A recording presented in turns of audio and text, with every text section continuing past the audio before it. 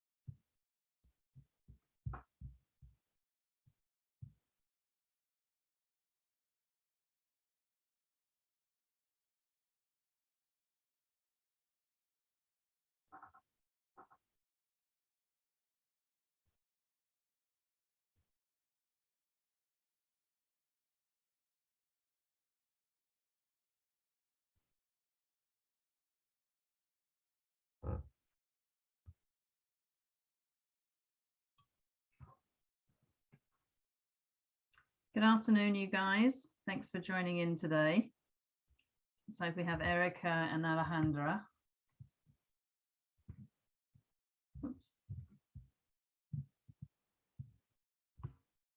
Can you guys hear me? Yeah, we can hear you. Okay, great. Can you see my screen? Does it show the Ignite? Yes, I see it. Great. Wonderful. We'll just give it a couple more minutes.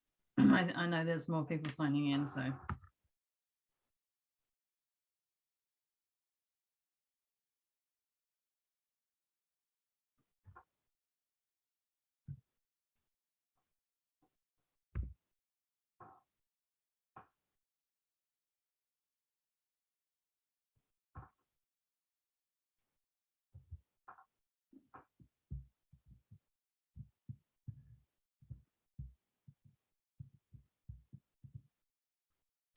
So while we're waiting for people to sign in, I don't necessarily know all of you. So Erica, why don't you tell me a little bit about how long you've been with Keller Williams, and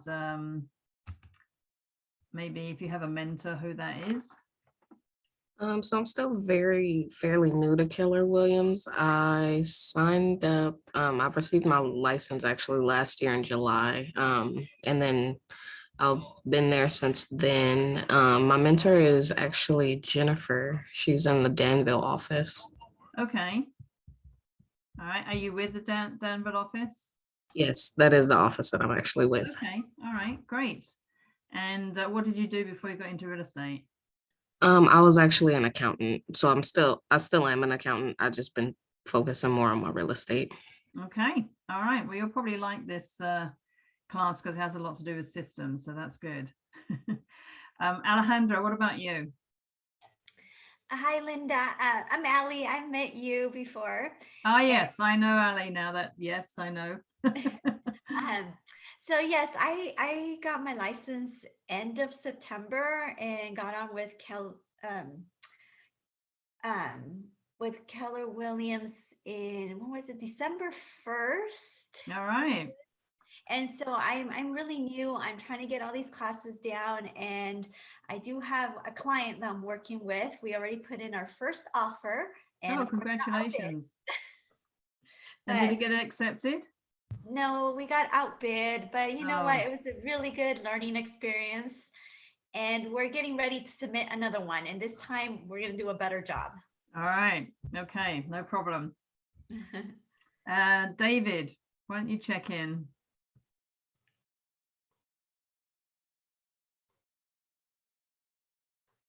David, are you there?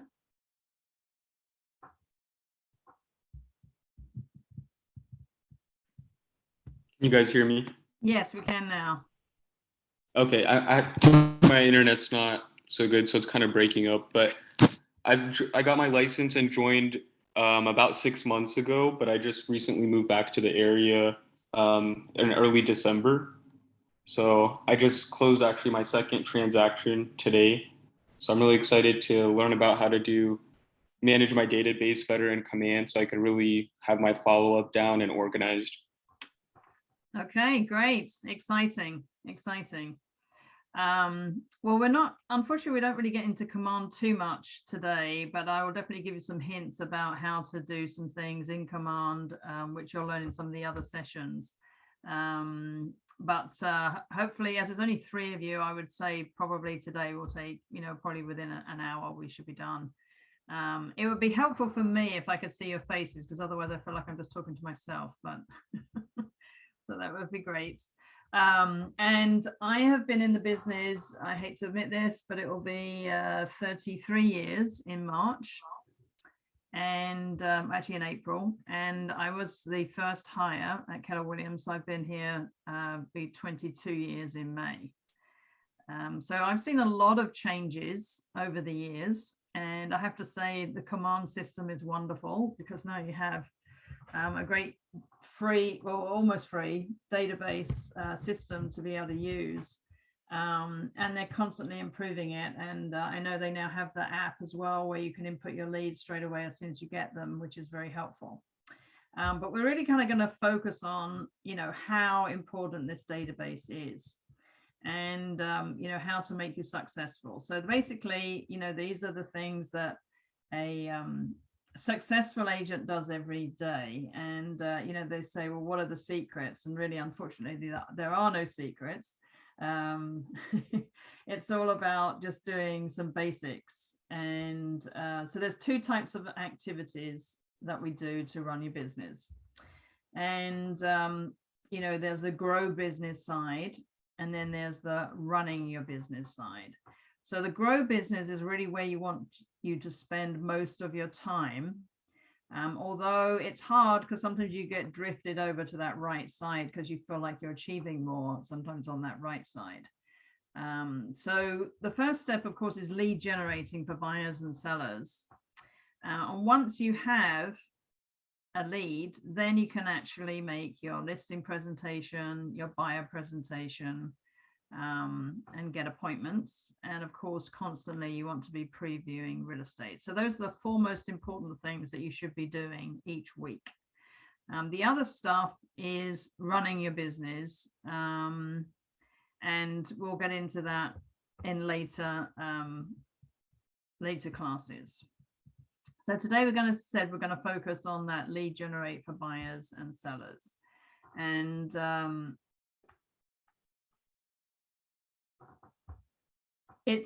they will be in your database. All right, so there'll be some just sitting there that you're nurturing and you don't know kind of that they're sitting there. So the database is, of course, everybody and anybody that you actually know. But it can also be people that you don't know. Anybody can think of a situation where you might have a list of people that you don't know that you might want to include in your database. What scenario might that lend itself to? Any thoughts? Do you mean like for sale by owner lists or random Yep. lists like from title companies? Or Mhm. am I just like not on the same page as you? No, you're totally right. Yes. Okay. So it could be, as you said, a list of for sale by owners. It could even be expired, or it could be a little area that you're deciding to market. So maybe it might be a farm even. So these are all people that you're going to pile into your database. And so the question is marketing it in an effective way? So because it's all about the messaging. And you tend to get what you ask for. So the important thing is that you have them in your database, and then you kind of we actually got to categorize them so that you're marketing to them to the most efficient way that you can. So this is something you're going to develop every single day of your real estate career, right? And it has to become a daily habit. So you have a goal each day to try to add a certain number to your database. And it needs to always be on your mind. So, and sometimes it can be as simple as, you're wearing your name badge at the grocery store and someone says to you, oh, hey, what's the market like? And you get chatting with them, and then you ask them, hey, would it be okay if I stayed in touch with you? Can I add you to my database so that I can send you some relevant information? Right. So now you've got a new person about getting that information. So we're looking at the big picture.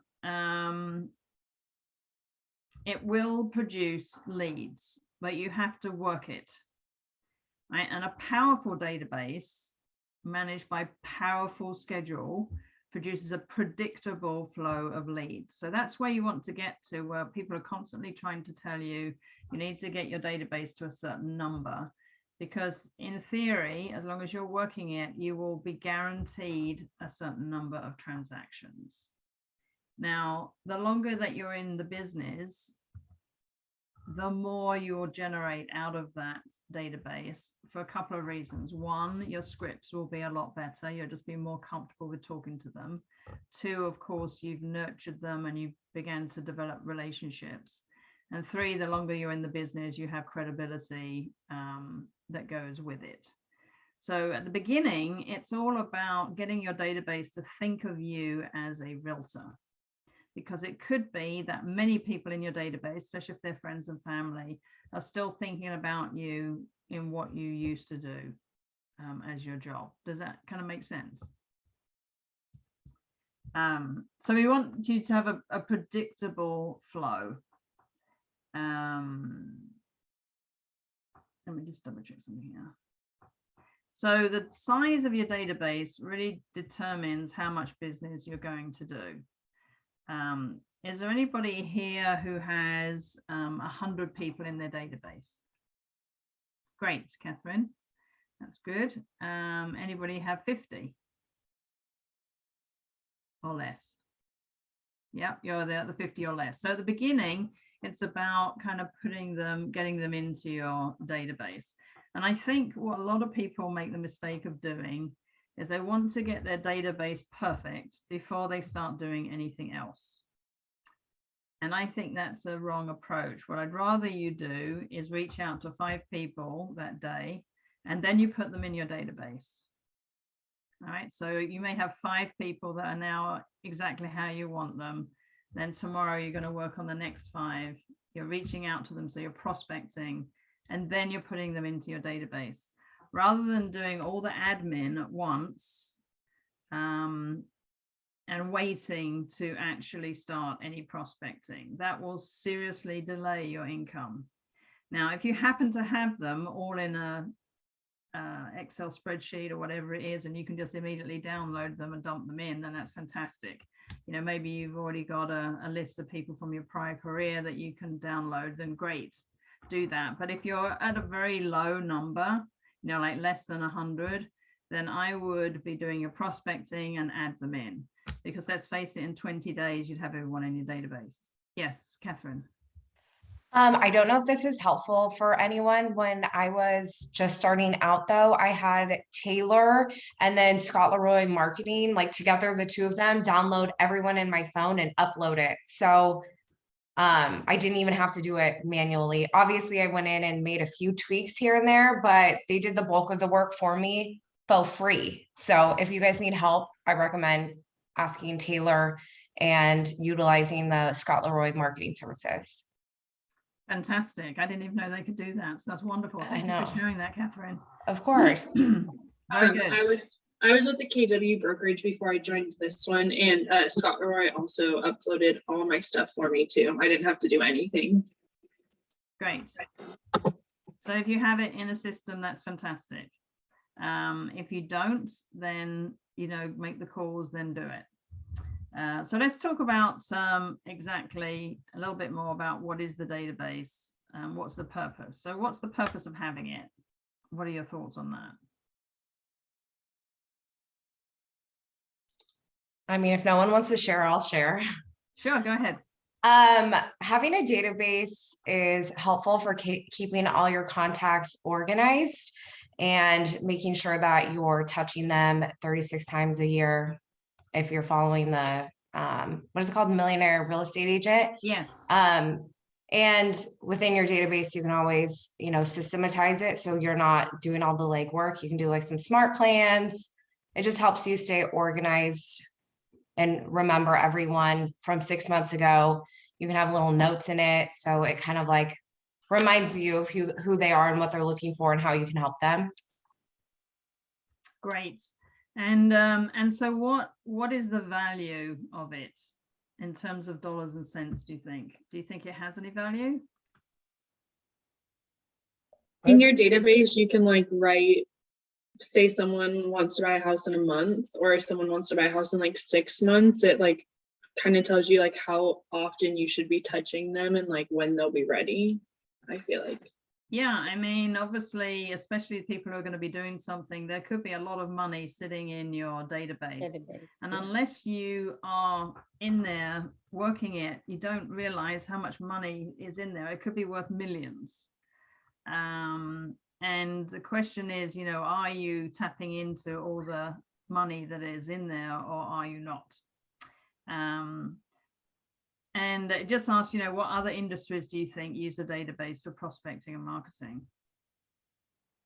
Anyone that's trying to make money. Basically.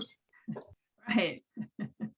Anyone, I mean, anyone who's running a business really wants to keep in touch. So people who don't, you know, they're kind of operating by the seat of their pants, and it's whoever happens to ring that day. So they're being responsive as to being proactive. So we want you to be proactive, and you know, so that you can control the income as opposed to just waiting for it to happen.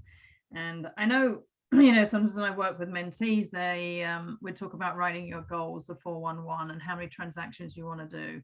And, you know, one of the questions is, well, how do you know that you're going to get those number of transactions? And it's like, because I'm going to do the activities that will generate the appointments. So ultimately, you know, it's about appointments, and appointments become transactions. At this point, we have what's called the database is probably just a bunch of leads. They can be leads, or they also can be contacts that you actually know. So some of it is worth a lot, others of it isn't as worth as much, but it can become there. So it's just being really aware of the value of each person. And of course, target marketing. Why do you think target marketing is so effective? Any ideas? You're engaging with your client where they want to be met. Like not everyone's going to want the same. Like not all marketing is going to resonate with each individual. So if you can target it a little bit more, like you're giving them something that's actually useful for them to use. Very well explained, Catherine. I love the word resonate. I think that's a really great word to describe it. I mean, you may have people who have kids, and then you may have some people who are retired. So you're not going to be sending school information to people who don't have children. They're not going to care. I mean, it doesn't really connect with them. So yeah, so making it very targeted is important. And I'm sure that you've all started receiving stuff, like you start looking for a car, etc. suddenly, or the car ads start becoming very, very pertinent to you. All right, so there's 3 levels that you have to have in the database. There's the essential information, effective information, and exceptional information. And this is kind of where you start making a difference. So the basics, these are the minimum basics that you're going to need. So their name, contact info. By contact info, you know, ideally that's an email and a phone number. But don't stress if you don't have both. Your goal is to get everything, but there will be holes in your database, especially if you have it, you know, downloaded off your phone. You might have tons of phone numbers, but you may not have their email address. And then past business. So if they've done any business with you before, and all that info, and then the ability to be able to communicate with them. So that means you've got a valid, up-to-date method of contacting that person. Then the next part is actually where really the name or the database starts becoming a source of funds. So one, you need to have permission to communicate with them. So just to be clear, if they have reached out to you, you basically have permission, right? They've given you their contact information, you have permission. But if this is a list that you get, for instance, off of the from the title company, then the first time you communicate with them, you have to ask permission to call them on the phone or send them anything via email. Via mail, you don't need the permission. And then you're beginning to collect things about them. So let's say, for instance, that you're doing an open house and you're going to go out and door knock around the area and invite them to an open house. You'll get to meet people and there will be some conversations that will happen. Like people will ask about the open house and, oh, I didn't realize the Joneses were moving, and you might share, you know, it's time for them to be moving to something larger. Have you thought about moving to a larger home? You know, so it's kind of switching the conversations constantly to asking questions, and you'll gather some information. And it may be a point where you say, hey, would it be okay if I keep in touch with you and let you know when the Joneses home sells? Oh, that would be great. What's your name and name, number, and your email address? And so you know that they may be people looking to move to a larger home. And then you'll ask a few more questions. Maybe they might even come to the open house. But I also write down notes, like, because it can become useful later. So let's say you're there and the dog starts barking or something. So I make a note that they have a dog, or maybe one of the kids comes and asks for something, or things come up in conversation, like they're saying, oh, you know, we're not moving for a while, and we've got a trip planned. Oh, where are you going? Oh, we're going to Mexico for 2 weeks. I write that down as well. So the next time I'm going to communicate with them, I might say, hey, it's Lynda Dimond. I don't know if you remember, we chatted about the open house. Did sell. By the way, how's your trip to Mexico? All right. And it makes it sound like I really care about them. You know, it's kind of continuing on a conversation, and that's how you develop a relationship more. So any little sort of nuggets of information that you can get, you want to put into that conversation piece, because it really helps with conversations back. I mean, like, I mean, you'll be amazed what people tell you. You know, maybe they come to the door and they're hobbling and they tell you they just had knee surgery or something like that. So the next time you call them, like, hey, by the way, how's your knee doing? You know, it sounds a lot nicer than just calling them and telling them about some real estate information. You're really caring about them as a person and developing the relationship. So I used to, because, you know, I have to remember, I've been in the business for a very long time. And all our databases used to be on 3x5 cards initially, because that's what we worked on.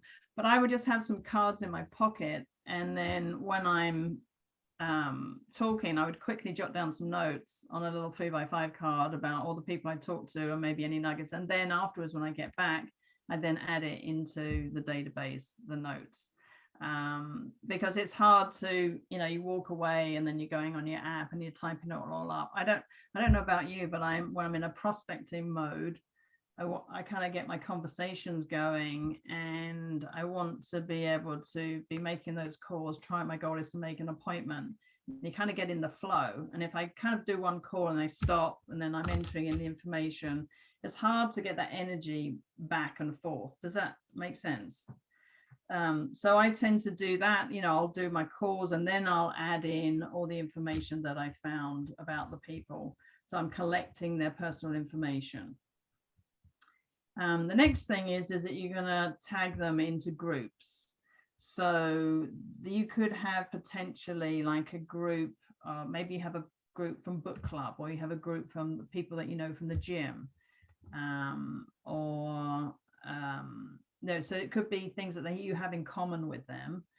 And then they can also be in another group as to whether they're really a buyer or really a seller.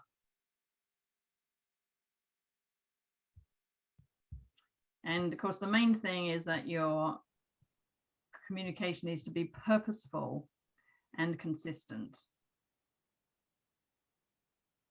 And that is the difference between a top producer and somebody who's average, that they go through peaks and valleys. So I can't emphasize enough how important it is to have some purposeful prospecting every day. Okay, so we're going to go on to then the exceptional is where you have automated custom communication built around triggers. So that's where command comes in wonderfully, because you can start having things that just go out on a regular basis. This is also like when your buyers are looking for homes, they're getting a feed of homes that are coming in regularly. If you have a farm, it's about sending out a communication on a regular basis that's relevant to that area. But, so something that's just going to go out automatically. They have newsletters that you can set up and it just goes out by email. Any suggestions about things that you've got set up on an automation? Anyone have something, Catherine? I feel like I'm the only one talking, you guys, but I guess an easy one to set up is a birthday tag, just because everyone appreciates you remembering their birthday. So I do have a smart plan attached to any of my contacts that I know their birthday. And so it'll just remind me a couple days out that it's someone's birthday, write them a birthday card. Reach out to them on social media or give them a call, depending on like how well I know them. But that's like an easy one to start, and you look like a hero because when you remember someone's birthday, I don't know, they just get like so excited. So you can tag them, tag birthday, and that could be a trigger for a smart plan if you set it up, that anytime you add the tag birthday, it will automatically add them to a birthday plan, and it'll go through the system to remind you like 3 days out every year, if that's helpful. Great. Yeah, that's a real simple one. Everybody has one, right? Hopefully. So some of the contacts in my database I added from the farm that I basically got from my title company. They have a farming tool. And one of the tags that I used is I tagged it as the farming tool, just in case if there are certain events in the area and I want to send out an email blast, I only send it to those people in the area, if that makes sense. Great. Perfect. The main thing is that you have something set up, which is very important. Hang on, looks like there's something in the chat line here. I just want to make sure. Okay, right. So I think this is on the next chart. Let me just have this. Okay, well, it doesn't seem to be on your thing. So we're talking about the number of touches. So it suggested that you may need 19 touches to actually connect with somebody, and not everybody connects on the same level. So it's really important to be in front of their face monthly, which is kind of easy if you do like a monthly email, a newsletter, some sort of marketing report, or maybe you're setting up a video. And then strongly recommend a quarterly phone call. I think that's kind of a minimum, depending on who, especially if it's somebody you know well, but you should at a minimum have that. And then something in the mail that's tangible, like maybe a calendar or marketing report or something that they're going to get in the mail from you. And then something where you're going to get together. Now, that can be anything from a client event, which is fairly big, planning, to literally just having a cup of coffee with somebody. Of course, if you have a group that's part of a club, you want to make sure that you're present. If it's a workout group, or if they have a monthly meeting, that you show up to those things so that you can reconnect with them. And then it may actually take 36 touches to convert them into a strong referral partner. So that's just sort of adding, and it's more really about the things that they get from you on a regular basis. Calendars are great because they look at them on a regular basis, not just once a month when they flip the page, but they'll look at it several times. So you can get a lot of mileage out of that. Okay, let me just use that. Why do they don't have that in your file? So on the 36 touches, the main difference is adding some items of value in your either mail or email, and have 4 promotional pieces. I'm going to tell you kind of a little story about how you can really create your name, or just really get you associated with real estate. So they did this test where they made a fictitious realtor, and they put a face to him and created a name. We'll call him John Smith, and basically target marketed an area of 500 homes 8 weeks in a row. And then they did a survey in that little neighborhood to say, if you were going to use a realtor, who would it be? And John Smith's name came up 25% of the time. So, you may think that, oh, wow, I'm working an area or a neighborhood or something where, I don't have a lot of, someone's been working it a long time. You can definitely take over marketing a neighborhood just by being very consistent. But you need to have a plan, and you need to have all the pieces planned out when it's actually going to go out. Make sure that it goes out exactly at that time. So, one of the things that I do when I do my year plan is I'm looking at the calendar, and we already set our events when I'm going to be present. One's a client event, another is like a neighborhood event, when those things are going to happen, and what week each of my pieces is going out. So I don't necessarily work out the content, but I know, like I have a piece going out this week, and then I count 6 weeks, and I have another piece going out. So I work it all the way through the year, and it's already planned. So then when I look at my, each of my weeks, I know, okay, next week I've got to have the content for that marketing piece. Because unless you do that, suddenly a week goes by, and then suddenly you're 2 weeks behind, and then you're 3 weeks behind, and then you get that piece out, and then the next one's also late, and it's very spotty. So I would strongly recommend that you plan out the rest of your year as to when you are going to be sending out those direct, either an email piece and a couple of marketing pieces as well.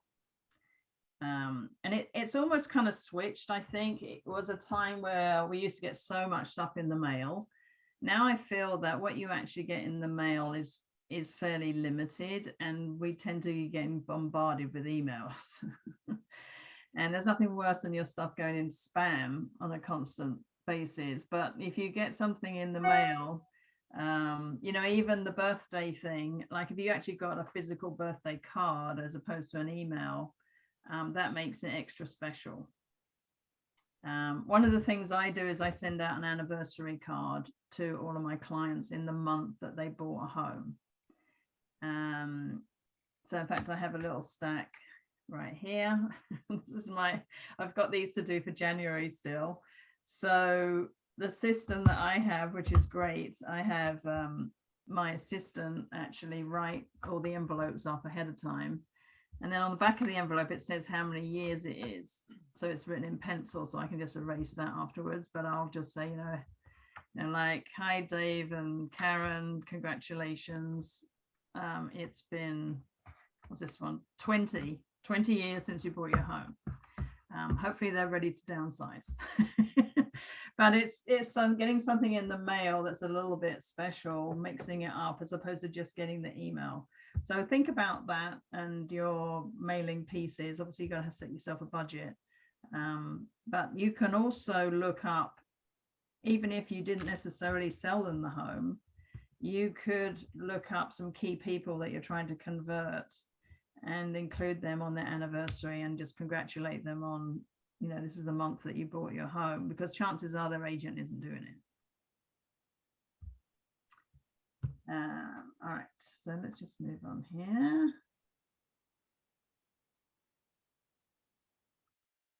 Okay. So basically, a database is key to running a successful business. And part of it is you're avoiding trying to get the today business and getting a predictable return on your investment. And the size of your database determines the size of your bank account. So as you can see, Renee White just recently closed, I think it was 217 transactions last year. So obviously her database is massive right now compared to someone who's doing 10 transactions a year. It takes a while to get there. It's not going to happen overnight, but it's all about working that database and keeping it going. So the database helps to avoid the today trap and take advantage of a predictable income. So we're lucky that sometimes the phone just rings and you get someone who says, hey, I'm thinking about selling my house. Well, fantastic. Of course, they're just going to jump on that and find out how they knew about you. They're going to be doing something right now. You may get another call from somebody that says, we're thinking about moving in 6 months. So they're each going to have a different approach. But unless you work that's 6 months, you're going to be doing business. You're going to need a paycheck in 6 months' time. So it's about having that system so that you're going to be keeping in touch with them regularly, nurturing it so that in 6 months you are the person that they are working with. And a lot of people just focus on what comes in today and let the other stuff drift away. So that's why Keller Williams has spent so much money putting together Command for you so that we can really take advantage of their database. So this is an example of like 100 people in your database. And let's say that all 100 are in the market to do something. So out of that 100, typically 65 are looking to be homeowners, 35 are not. All right, and then out of that 65, 7 people are looking to do something right now. And so your job is to find one of those 7 that hasn't already looped to an agent. Okay.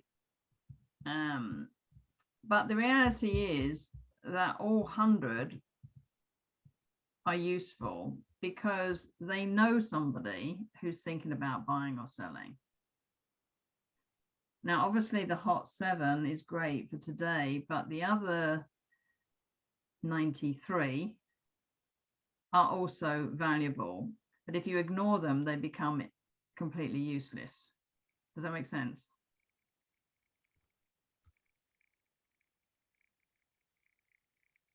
So that's just like a little graph they wanted. So they said, according to National Association of Realtors, people move every 10 years on average.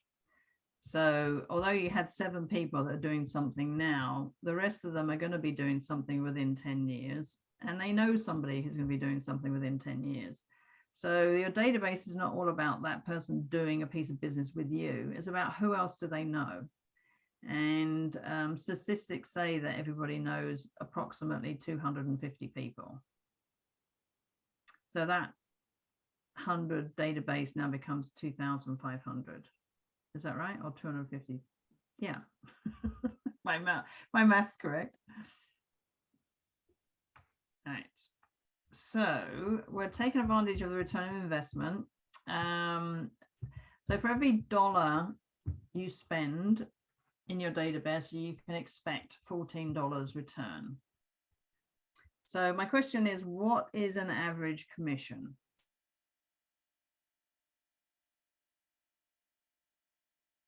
Just throw Percentage or dollar amount? Yeah, just dollar amount. Well, shoot, it really depends on what area you're in. I know. I'll just say throw out what your average is. I don't know, like 10. I don't Yeah. know. Someone else talk. Maybe like 10,000. Yeah, 10,000. You could say 10,000. So Okay. $10,000. So you may have to actually, so 14 times that kind of works out. So let's say it's 10,000. I need a calculator. But how many touches you might have to do? I feel like that's kind of low, actually, now that I see Yeah. that. So you could have to do a couple of 100 touches on somebody in order to actually get return eventually over time, over a 10-year period. But it could end up being, so basically over 10 years, let's say, if people move every 10 years, it's about $70 a person. Now, some people you'll get return much quicker than others. Obviously, I've got someone in my database right here who's lived there for 20 years. So I've been spending a little bit on them over time, but they've also referred me other people. So it has paid off. It's not just that one person waiting to move, but who else do they know that they're referring? So you have to feed it in order to get the return. And of course, the lowest cost is, people that you know and people who like you. So these are your predictable returns on investment. The lowest cost conversion is when you properly built and maintained, a database will actually end up producing its own leads in the form of repeat clients and referrals. And that has its lowest conversion cost. So ultimately it pays for itself. I more than make the return on the database. Let's say, for instance, part of my database is a lot of farm areas. And I would say that one commission check pretty much pays for all the marketing that I do in the entire farm for each year. So yeah, one gets invested back, but you end up doing, 15 to 20 from that database, then it's going to more than pay for itself. A new lead is the most costly. So, you get an internet lead. There's no relationship, but the cost is not necessarily money. It can be time. How much time does that take away from people that you should be working on that are more connected to you? So, just avoid or beware of the list that you can pay for leads, because they're not necessarily great quality, and they can end up, one, they cost you money, but two, how much time do they create as well? So this is a great little chart here. So, quick question for you. Yes. I totally get that money put into the business will always come back. But as someone who's new and poor, I guess my question to you is, did you always put as much money in at the start versus where you're at right now? Or like, what are some tips for us if we don't have like a ton of capital to just like throw at marketing right now? Right, exactly. Well, there's nothing quite like meeting people in person and just picking up the phone. Sure. So it depends how you are. You know, some people are great on the phone, others have a little issue with being credible or talking on the phone. So I found I did kind of a mixture of door knocking, and I also did a mixture of phone calling, which led to a lot of open houses. And so that was very cheap. A business card is cheap. You know, that was kind of my prime marketing at the time. And then just a little newsletter that I would hand out, or marketing pieces I would be handing out. Of course, email is cheap. No cost to that either. But the main thing is that that's more what we call passive marketing. Just hang on 1 second. I'm just going to shut my door.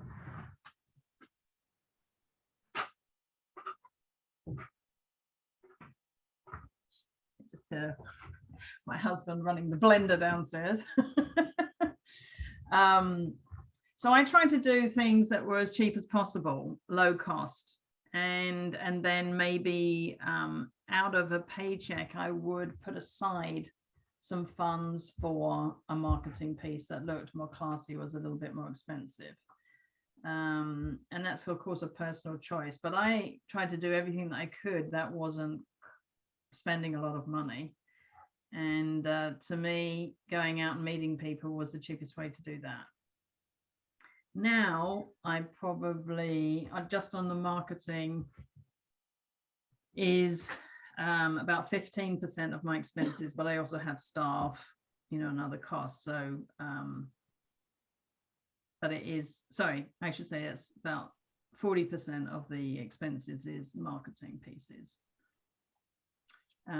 So the one thing about marketing, as I said, it's passive, but you can get long-term results as long as you're doing it consistently. There's not much point in sending something and then a long time goes by and then you send something else. So I think it needs to be monthly. But prospecting is definitely time intensive. But you have to have a look at what's your time worth. So if you are, the best thing you can be is in front of people or on the phone with them. And that is really what determines what you're worth an hour.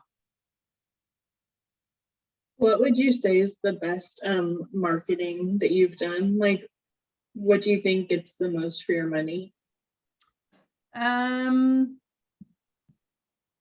Well, it's a couple of simple ideas. I really built my business around farming because I moved from England, so I didn't know many people.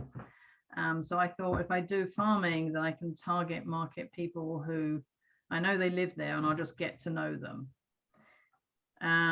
So one of the things that I've done, which I still do today, is I did give them a fridge magnet, but I put a number on the magnet. So each person has a different number.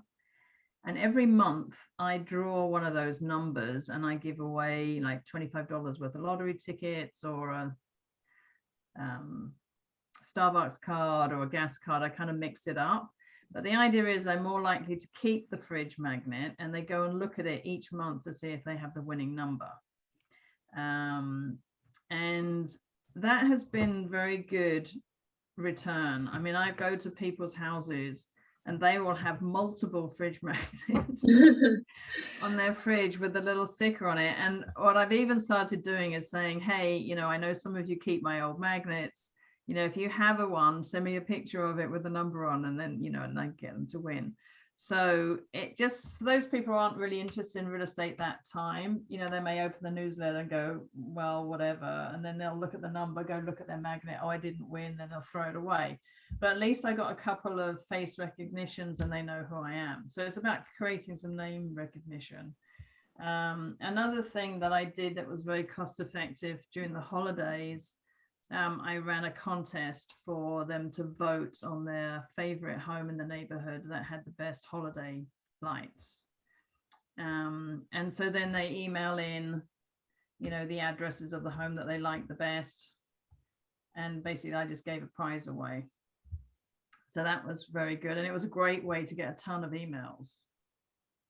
I've also done it for Halloween as well.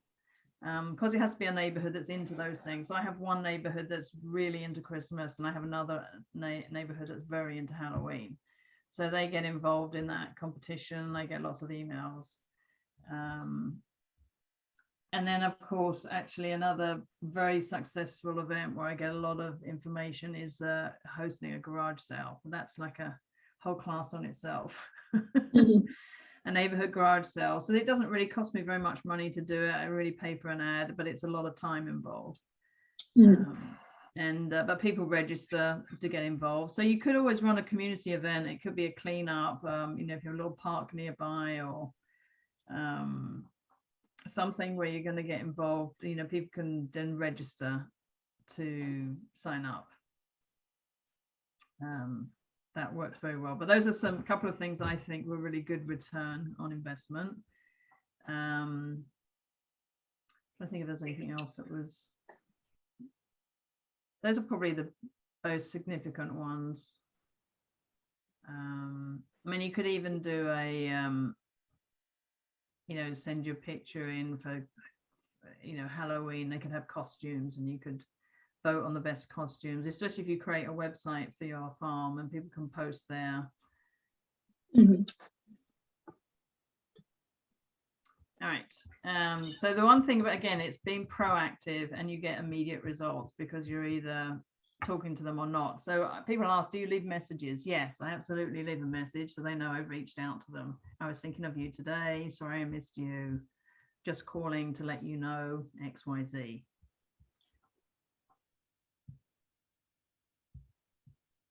All right. So so you have different types. So this is about how to tag them. So once you've got them in your database, it's about sorting them. And again, please don't go into your database and just tag everybody before you do anything else. I think this is something that you do while you're prospecting. So you pick a few, you know, you go through your list, you're going to go through these 10 people today, and those 10 people you're going to categorize. So these are some examples of how you can do it. So someone who hasn't done any business with you yet, and you might even tag them with a color, which you can do in Command. Somebody who's currently active, a past client, or somebody who's referred you business. And then you have your very important people. These are the ones who are constantly giving you business. You can also categorize people via hobbies or interests. So what might be an example of a hobby that you might want to tag someone with? Sports they play, soccer. Yeah, great. Yeah. You could even get into, by the way, do you support the 49ers or the Raiders? You know. So it could be the sports they play too. You can also categorize them into what kind of home they live in. So by that, it could be a condo versus a 1-story, 2-story. And I'm sure you can have multiple categories. But that might be helpful. Like if you have all the people in 2-story homes, maybe they need to move down to a 1-story. Or those are in a condo, you know, how's their family? Have they grown yet? Are they looking to move up? And then, of course, we have our investors. So these are people who own a rental property. And then the very important group are your vendors. So these are the people who kind of support you on a daily basis, because without them, half the time we wouldn't close escrow because we always need a job done. So it could be the gardener, the house cleaner, the junk hauler, painters, electricians, title people, home warranty, but really anybody that has a business, because if they run a business, then they understand the importance of referrals. So I also include people like, you know, attorneys, a financial advisor. I have a computer guy, chiropractor, massage therapist. Because actually I give these people a lot of business. When you have a database that chats with you and you say, hey, how you doing? You know, how things, how are the holidays? You know, how's your husband or whatever, and they might say, oh gosh, you know, he's but in so much pain. He he fell and hurt himself, and you might say, hey, I have this great sports massage therapist, would you like his number? Maybe he might be able to help you out. And you're like, oh yeah, great. And they take it. So got nothing to do with real estate, but I'm helping them with their life. And ultimately, I find people call me for the weirdest things that have nothing to do with house real estate. They're like, well, everyone, Lynda, who do you know who's, I don't know. I'm trying to think of something that's off the wall right now. One latest one that I did. I had somebody who was a seamstress. They wanted to know if I knew a seamstress or tailor. Which I might use, I guess, if it's to do with draperies and things, but it wasn't really anything that's house related. But the great thing is, if they need something, they think of Lynda Dimond. That's what I want them to think of. Because then obviously if somebody talks about they need, like, hey, you should call my realtor, she knows. And then of course I get connected to them too. So I become a person of importance to them, not just for real estate, but I'm their go-to for everything. So the vendor list, I think, is a huge thing, because when those people start receiving referrals from you, they will then reciprocate, because that's what their business is about as well. So, my house cleaner is great. She's constantly trying to get me appointments with people who are mentioning that they might be thinking about selling, and obviously some people have a realtor already, but I'm looking for that opportunity. So if I can be option number 2 and I get a chance to get in front of them and do a presentation, then I feel there's a good chance I'm going to get it. So that can be quite fun, coming up with your tags. And I think it's a good thing to do when you call your database and then put them into groups. Now I have to say there was a link in this thing that went to Command, which is a little video, but for some reason it's not working today. But it talks about how you can do your tags, but there is a spot on Command where you can, they have those questions. It's on our Keller Williams page, and you can type in, how do I custom tags in Command? But I know that they're teaching that as well. Taylor has a session on that, so that you can color code. Anyone have a group that they've already put together in their in your database? Can anyone think of a group that they're going to create? Maybe Chris or Devon, can you have any ideas of a group that you need to kind of tag? I haven't created a group or anything, but I could do, like, an idea would be like people I went to high school with, because we're all around the same age. Perfect. I used to work at a country club. Could do people I've met through that. Me and Catherine actually worked at the same country club, so it was funny logging on and seeing her. I was like, oh my god. Which we'll be competing over the country club member. I was there longer, Missy. You can have them. You can have them. You tag them. I just kidding. I don't have any of their numbers. But that could be something you can work on. That's a good. So it really starts you to think. And then the other nice thing is sometimes you can connect people. So sometimes, I've got a whole bunch of clients that all have babies. I think it was the year with COVID, there wasn't much else to do. So everyone got pregnant. I feel like I'm getting babies born every month now from clients. So even just connecting them, hey, maybe I connect you to another new mom. They're going through the same thing. And then they create little groups. Then your ears start burning because they're talking about you. All right. Yes, it's called Create and Manage Custom Tags. I'm going to try it one more time on my. Right, it did say. Yeah, it's not working right now. Okay. Oh, well, this is interesting. I thought. So they do actually have here's that chart. They had it on another page for me on mine. So this again is a little summary on leads.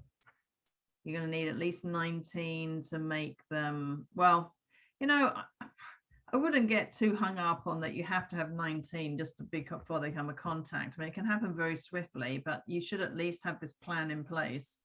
And obviously, the more you reach out to them and connect,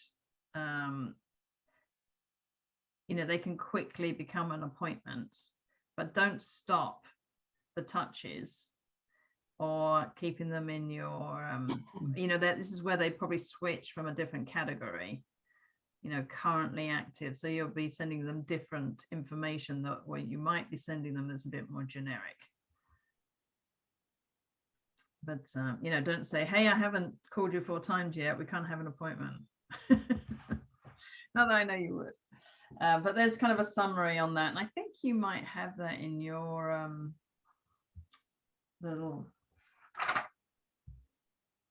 I know you have that little, yeah, there's a little brochure that you get, and it does have down the number of touches. If you didn't get it, you could reach out to our front desk. There is a handout that goes with the database is your business, and it has that info in it. So, you know, events and get-togethers, obviously you've really got to plan that. Right now, it's been very challenging with COVID. It could be a Zoom call that you set up with a bunch of people that are connected. But, you know, we have to be very careful about those sorts of things at the moment. But I'm hoping that we may be able to have some wild parties before the end of the year. That would be great. I'm definitely sick of isolating right now. I have done a movie before, you know, you rent a movie theater and everyone goes, that's sort of fun. I think, you know, like could be simple where you just invite 10 people or 10 couples, maybe a little happy hour or something like that. It could be, you know, a little giveaway where they stop by. And I mean, even the Christmas photos with Santa, I don't know if any of you joined in with that, but that's kind of a good, we can tag in on a big event and just invite your clients, make sure you're there, of course, to meet them. But it doesn't have to be super grand. This could be something that you gear up towards. As I said, just getting together for a coffee with those people that either are referring you a lot of business or they kind of know a lot of people. I think vendors are good people to sit down, have a coffee with, just to ask some things about their business, how you can help each other. You know, be selective about who you're going to be meeting face to face with. But I think it's good to get out and just chat with people, and you mix up your prospecting so you're not constantly just on the phone. I also like to mix it up where I might be calling different categories a day. So it might be I'm doing farm people one day, and then I'm doing my Corvette group another day, and I'm following up with buyer leads the next day. So, you know, it's kind of then my dialogue, my script is the same, and I'm not switching conversations so much. So you can pick your script, pick your group. What am I going to say to this group? And remember, the goal is to ask them, are you thinking about moving or buying a home this year? And if not, do you happen to know anybody who's been chatting about that? Always going for the appointment. The other thing that's great, you know, just to engage is to ask for testimonials and reviews. So you pretty much just have to ask for them. Hey, do you mind? And actually, when you close a transaction, you'll automatically get emails from a few websites where you can send them the link and they post a testimonial. So like realtor.com, I know does for sure. There's a few of them. Or you can have a form that you send them and say, hey, would you answer these questions?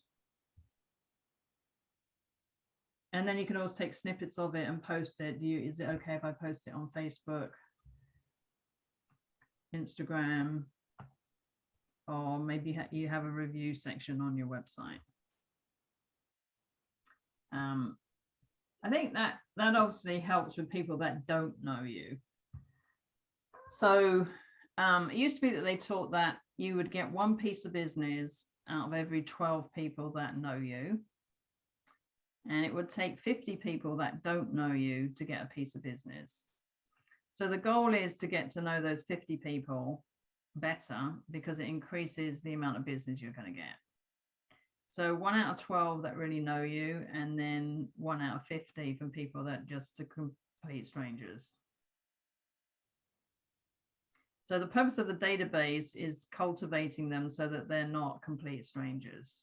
And they feel they know you because they're constantly getting stuff from you. All right. Whoops. Sorry. What happened there?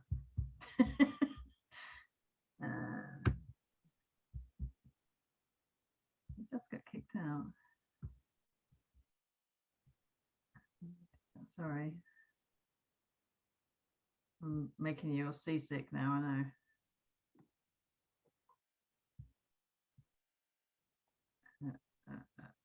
What part of England are you from, Linda? Ah, good question. So from Kent, which is the southeast corner. Nice. I have my dad's from Manchester, so the whole half my family's currently over there. All right. Yeah, so much more further north than I am, but that's okay. So they Man United fans? Man City. Man City. My uncle, he's a fireman and then retired, but now he works for Man City, so he travels around with them. And he does the first aid and safety inspections at any hotels that they're in. To make Oh, sure. Wow. Yeah, he got lucky because he's been a supporter his whole life. So then that's basically his dream job. I was going to say that sounds like a complete dream job. My brother is actually with his daughter at West Ham United right now. Oh, nice. My sister, she just got back from England Sunday. She went to visit the family, but COVID complicated everything. She got there, and then I think 4 days later, everyone had COVID. So Yeah, I was supposed to leave next week, and I've decided to postpone my trip because of that and revisit in about 30 days and see there you go. if Let it it cool makes down. a bit more sense. Yeah. Yes. So yeah, so that's like a category I have. Obviously, people from England is a good group for me. You have a lot of them moving this way? Actually, I have a nephew that just moved out 2 years ago. He's working for Lucid Motors. Oh, nice. They have an electric car that's giving Tesla a hot ride, but they it's a kind of a high end. He helped design it and everything, and so anyway, he's just, in fact, his wife, he got married a year ago, and because of COVID, she hasn't been able to come out. The American embassy was shut, she couldn't get her visa, and anyway, she's supposed to be coming out on the 29th, so I'm excited about that. So it's the first time I've had family living here, and I've been here since 1986. That's exciting. Yeah, it definitely feels different. Thanks for asking. Yeah, definitely. I was curious. Yeah. So it's all about, practicing your scripts really, and having natural conversations, trying to build a relationship with this database. And it is important to regularly update it and prune it. So there will be people that suddenly find they moved out, or maybe their email address isn't right, or their phone number, and you just weed it out, or unless you can kind of track down what happened. But don't be afraid to weed things out. I have people that a lot of times they move out of state, and I've been keeping them in my database for a few years because I may get referrals from people that they still know here. But then over time, sometimes I weed those out as well. That's just a personal choice. But or people get married or somebody dies, you definitely got to make sure you update all those things. But keeping track of life events is huge. So did people get engaged? Have they just got married? I think that's a good thing to put in the notes, because chances are they may start having a family. Another one is if people get a dog. They get a dog and they live in a condo. That's a great sign that they need to move, because they need a backyard. But life events, adding those, and that can really help. Hey, have you thought about this or that? Making a move. And you could have people in there that you worked with them and you just find that you just didn't click. You know, maybe personality wise, it was a tough transaction. They were hard work. Chances are the people they know are similar personality. That might be somebody you decide you don't really want to work with their referrals. That's okay. You know, maybe you refer it to somebody else that you know has a similar personality and say, hey, this might be a good person to keep in touch with. And it's always good just to ask, you know, hey, I'm just double checking, is this still your email? And I don't seem to have your birthday. What month is it in? You know, and the date is. You don't want to know the year. Have you ever resorted to Facebook just because now everyone puts their birthday on Facebook? So almost. Yes, you can Without definitely do some research and find it out via Facebook. Yeah. Cool. Yes, and Facebook's a good way to find out what's going on with people, and you know, making sure that you're responding. So I'm not so great about posting about my personal life, but I do try to comment on other people's posts a lot, so that it, especially if they have something fun happen, you know, just to connect and show that I'm interested. Right. And then maybe it gets followed up with a call or a visit. Okay, any quick questions that you can think of, or anything that you think you need to be doing? When you said door knocking, is that less and less now due to technology, or do people still door knock? And then People still door knock. So how would that? What's a door knocking scenario look like? You just go around, let them know you're an agent in the neighborhood. They know So anyone. usually it's good to come with a piece of value. So an open house is a great reason to go out and door knock. And just say, hey, I just want to let you know I'm hosting this home open on Saturday from 1 to 4. It's in your neighborhood. I'm just curious, do you happen to know anybody, you know, might be looking to make a move? You get a chance to pick a neighbor. And they say no. And say, by the way, have you thought about making any moves yourselves this year? They say no. Say, no problem. If you would like to come by and take a look at the open house, it's always nice to see what things are going for. You're more than welcome. Hope to see you there. Cool. Thank you. All right. So that's kind of why you would door knock. Or it could be, you know, maybe you're deciding to network a little area. Then you're just sort of introducing yourself. I would do a few mailers first and then go door knock. Hey, you've probably been getting some stuff from me in the mail. I just want to come out and introduce myself in person. And then I have like a whole script of, you know, I'm just curious, you know, what made you move to this neighborhood? You know, how long have you lived here? If you were to move, where would you go next? And when might that be? Right. So those are all open-ended questions so that people can't say yes or no to them. Right. Get them engaged. Yeah. Oh, I have a quick question, Lynda. So when you're door knocking, will you, will the owner come out of the house, or like she first will say, "Hey, who's this?" Because she's looking at the cat eye, right? And she was like, "Oh, who's this?" And will you just start talking, or you just say how you introduce yourself? Well, I usually have something in my hand. So, you know, there's a technique where you basically knock on the door or ring the bell and you kind of take a step back. So you're not right in front of the door. Right. And then, you know, they open the door. I introduce myself. I usually have my name badge on and then I hand them a Right. piece. Okay. Yeah. So they're usually in the doorway. I mean, I have to say that with COVID, there's been a period of time we haven't been doing it. I probably wouldn't. In fact, I didn't even really think about that right now because I was about to go.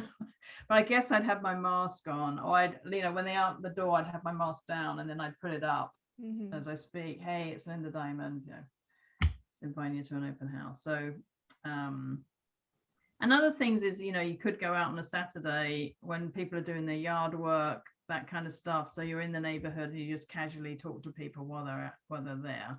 But I'm usually very purposeful and I am going to knock on a certain number of doors. But we're just having to do everything a little bit different right now because of COVID and the mask situation and this variant. It may be something we might want to wait 30 days to do. Linda, how many houses do you do if you go on Road Dog? I always take 40 flyers with me, and that takes me about an hour and 15 minutes. Okay. And then I count how many people I'm going to listen to. I mean, how many people I've spoken with. But I just try to take a certain number of flyers, and then I'll keep going until I've done those. Of course, if I happen to get 4 fantastic conversations and an appointment, and then I may not worry necessarily about the rest of the flyers. But Wait, so if you take 40 flyers out, are you only giving those to people that like answer their door, or no, are you I'm leaving it behind? leaving it, and then I usually write little notes. Sorry, I missed you, Linda, so they don't think it was some kid that just went around the Got neighborhood it. picking up flyers. Okay, that's smart. Okay. Mhm. Very good. So let me just think about what else. So we've had a little recap. So is there anything, who's got something they're definitely going to be doing in the next 7 days to their database? And what is it? Definitely the tagging. I like the idea of the ones the people are they have 2-story houses, and one they like in one story, and then you can, based on their needs, you can look at your database and give them suggestions, or reach out to them and be like, maybe it's time for you to move somewhere else or something like that. So I thought that's clever. Okay, good. Another one? You mentioned being a little bit more organized with your marketing so that it's not sporadic. It's more like it's planned out each month. Because right now I just like wake up, I'm like, I'm gonna send an email. And I can be a little bit more organized. So that's what I'm gonna try to do. Good, yeah. I know that I tried to set a day where I'm going to do a post, a social media post, and then sometimes it'll be more generic to one group than the other, but, just to do something, yeah, schedule it.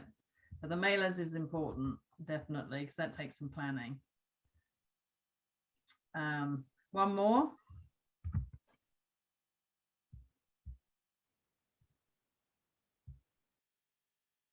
Separating all the like the high school friends from either previous employment contacts.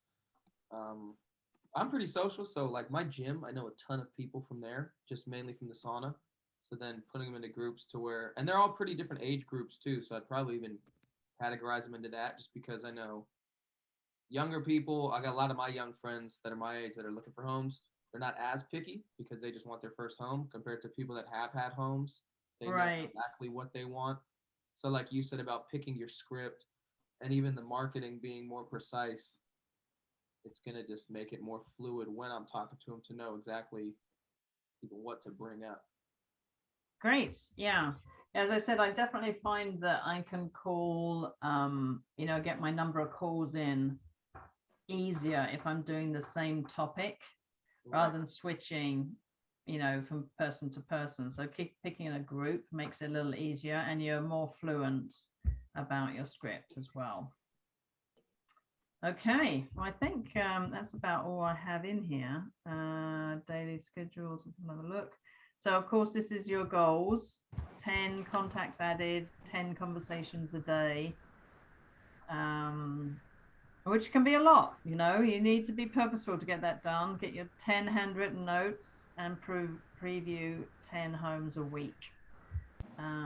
But you can think about, well, I could preview a home, and then that could be your conversation, talking about a great house that you saw. So you can tie things in, or maybe a feature that you saw in a home that was really cool. Okay. Well, and of course, the goal here is to you to get your first appointment. So we feel that working your database actively, you should be able to get your first appointment, which then leads, of course, to a contract. And I think think, was it Devon? Was it you said you're writing your another contract soon you're hoping to? I don't think I said that, but I do hope to be writing a contract soon. Yeah, I have a VA buyer, so in it, but they just got COVID, so I'll see them in 2 weeks. That was Lynda. That was you, Alejandra. Okay, great. All right, good. Yeah. No, so I completely, my goal is to just get contacts in the database, because I've been completely just overwhelmed with 2 clients, which one kind of fell through, but 2 clients and just getting through these classes. Yes. Yes. Well, you're doing great. I mean, I know that you've definitely got to plan your week. And I think just taking it a little bit at a time. So I strongly encourage you guys to, you know, not just try to work entirely on your database and get it perfect. It's a working thing in motion. So that you're always going to have to be doing something on it. It's never going to be perfect. And don't worry if you don't have everybody's email, or don't worry if you don't have everyone's phone number. Just work with the tools that you do have. That'll be your means of communication, and you'll get there eventually. And just pick so many to do a day and get them tagged, so that next time you come back to them, you can do some more relevant marketing, because as you said, the more relevant pieces are, that builds a relationship and just helps with their trust in you and their ability to not only maybe choose you to work with or to refer you. So, you know, the goal is always to ask for the business, and if it's not them, who else do they know? All right, well, I think we're just about wrapped up here, unless anyone has another question they would like to ask of me, which could be completely nothing to do with the database if you want.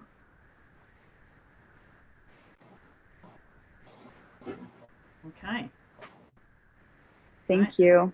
All right, then you are good. All right, so great. Thanks for joining everybody, and you know, check in on one of those command classes, and it can help you with the tagging as well.